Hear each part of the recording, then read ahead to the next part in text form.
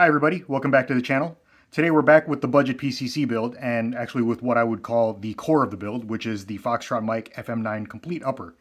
This comes as a complete unit, like I said, and it's ready to drop onto any mil-spec AR lower receiver you might have lying around. Foxtrot Mike makes this in a number of different barrel lengths from 3.75 inches all the way to a full-size 16-inch. This particular version that I have here is the one with the shortest, the 3.75 inch barrel. The retail for this combination is $329, but street price usually being lower than that, I found this one at Brownells on sale for $250. Okay, diving into the upper and working from back to front so we have some semblance of order.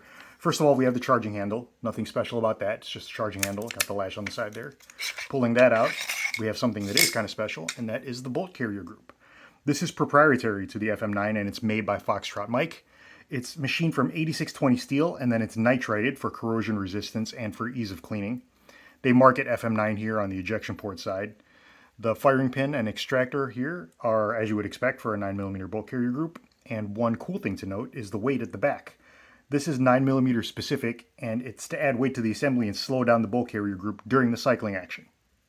The upper receiver itself is made from billet 4150 steel, which is really nice, and it allows FM products to design in some cool details. My favorite detail is this recessed area around the bolt release that has a nice bevel to it. Overall, the receiver is nice and sleek. It's got a cool, slab-sided look that sets it apart from other 9mm receivers. It's also melanited for corrosion resistance. The ejection port doesn't not have a dust cover, and it doesn't have any provisions to install one, which is, kind of run-of-the-mill for 9mm uppers. It's also slick-sided with no forward assist, and it's got a full-length top rail as well. The top rail, as you can see, is not T-marked for those of you that are looking for that. One thing that I did notice that I was not too crazy about is the shell deflector. It's made of plastic, it's not made of steel.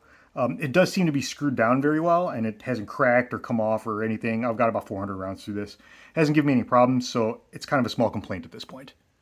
Moving forward, the handguard continues that top rail section all the way to the muzzle end, and it has this indexing tab that makes sure the handguard doesn't rotate relative to the receiver. You've got M-lock slots going all the way around the handguard at the front edge here.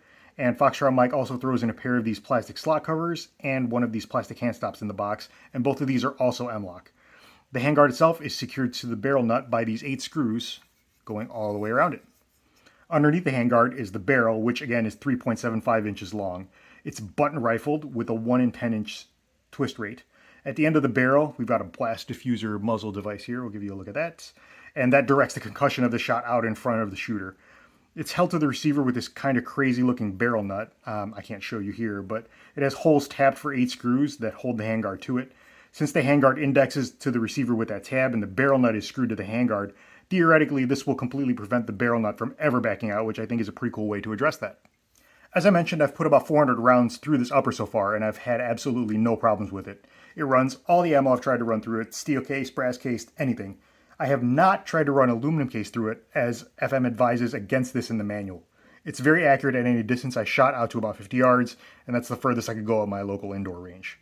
Just a few more quick notes on this upper. Foxtrot Mike recommends using Magpul magazines with the FM9, which is what I've been using. They also say that you should use a 6-ounce buffer weight along with a 308 carbine buffer spring in order to effectively get that bolt carrier group slowed down. Last but not least, they also advise to run the FM9 as wet as possible with regards to lubrication and to use a light gun oil but not grease. So that's it. That's the PT review of the Foxtrot Mike FM9 complete upper receiver.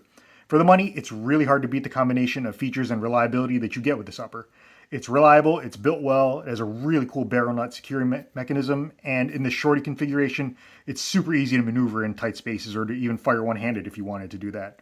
If you're interested in the FM9, I will leave a link in the description to Brownells where I got this one. I will also leave a link to the PT blog, which as you know has more practical info that I think you're going to find useful. That's all I have for you this time, but coming up next week is the second video in the Budget Defense series where we take a look at the Taurus G3. Don't forget to like and subscribe and to ring that bell on your way out. Thanks for watching, and until next time, stay safe.